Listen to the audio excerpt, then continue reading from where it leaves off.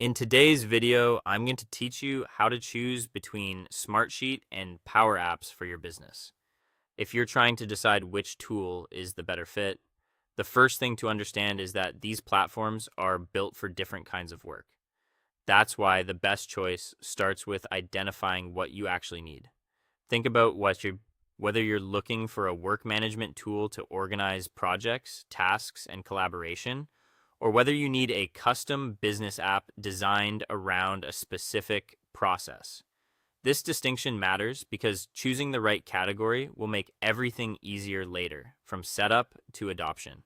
If your main goal is to manage work in a structured, visual way, Smartsheet is usually the stronger option.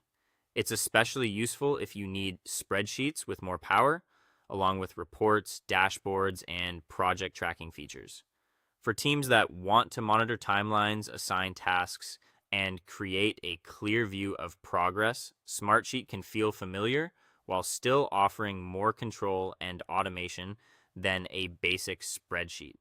On the other hand, if you need to build custom apps that connect closely with Microsoft data and services, Power Apps may be the better choice.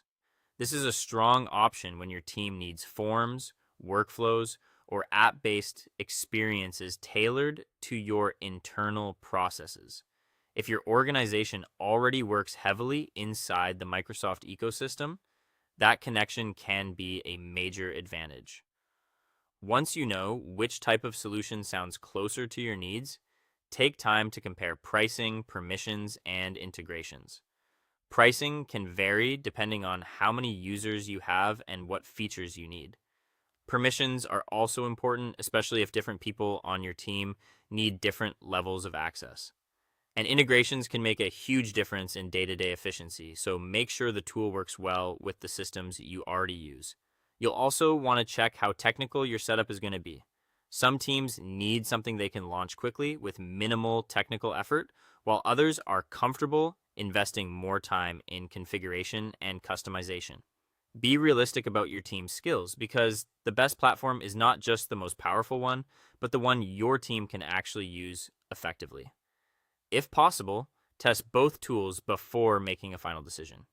Even a short trial can help you see which interface feels more natural and which platform better supports your workflow. At the end of the day, use the tool that best fits your team's skills, your existing process, and the kind of work you need to manage.